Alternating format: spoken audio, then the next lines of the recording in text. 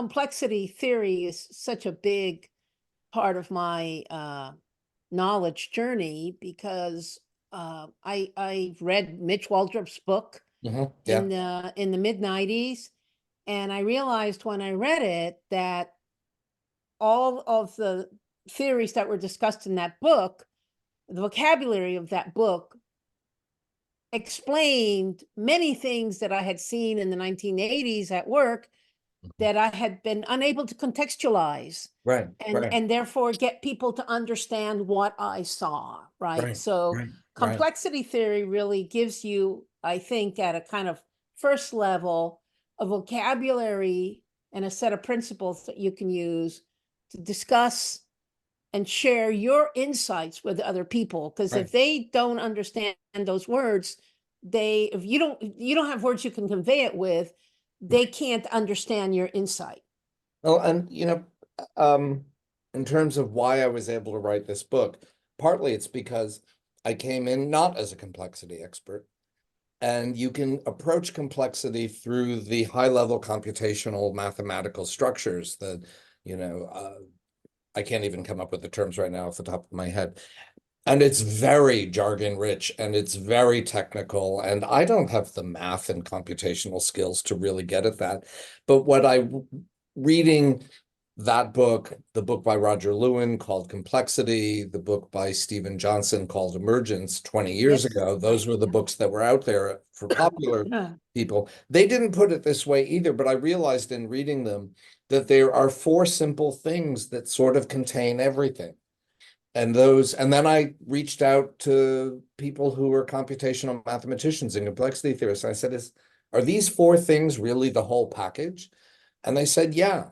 And then you're off and running. You can analyze any situation. Yeah. What are the 4 things? That's chapter 3. I know, but yeah, I know. I'm just, pitching. It's in the book. Numbers matter is number 1. So 25 ants makes a colony, 250 ants, 25,000.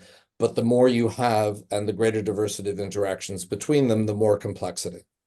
So a village is not a city, is not a megalopolis, but the same mathematics and principles apply across all those scales. And this wonderful quote, misattributed to Stalin, quantity has a quality all its own. And who is it actually? I don't know. I mean, it's most commonly attributed to Stalin, but people suspect he didn't come up with it on his own, right? Yeah, that doesn't sound like his, The second rule is that negative feedback loops have to predominate. So a negative feedback loop is like how an air conditioner maintains temperature in a room between a homeostatic thing. It's not negative as in bad. It's negative as in if you go too high, it negatively turns off and the temperature goes down. Go too cold, or the other way around, gets too warm, etc. It's balance, the law of balance. It's balance. It's homeostasis. It's keeping things, all living things. If you have a living system that's completely stable, that's a dead thing. That has died. All living systems oscillate. Now you can have positive feedback loops. Imagine a room in which the heater turns on, and the warmer the room gets, the higher the heater turns on.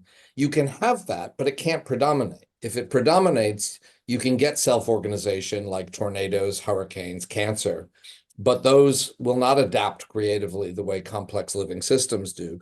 They'll explode and then collapse. Economic bubbles, cancer. But we know we have those when you have a fever because you're fighting off an infection. Your temperature goes up. That's a positive feedback loop. But then when you get to drive the metabolism of a revved up immune system. But then when you get rid of the infection, it has to come back down again. And that's where the negative feedback loop. So there have to be a balance of predominance of negative feedback. In complex adaptive systems. But I think you made a key point that there is complexity in other systems, but they're not complex adaptive systems. And what we're talking about is life. Right. Yes. So the third rule is that things may appear top down, but in fact, they're bottom up. Everything that happens in a complex system is happening at the local level. In an ant colony, it's the pheromone signals between ants and their physical contact. There's no ant in the colony who's deciding, do we have enough food? Do we need to go to war with our neighboring colony? Where does the food line go? Where should we put the cemetery? It rises from local processing. Humans think in terms of hierarchies, but that's delusional. The fact is, it's what's called a holarchy. We're all part of a net.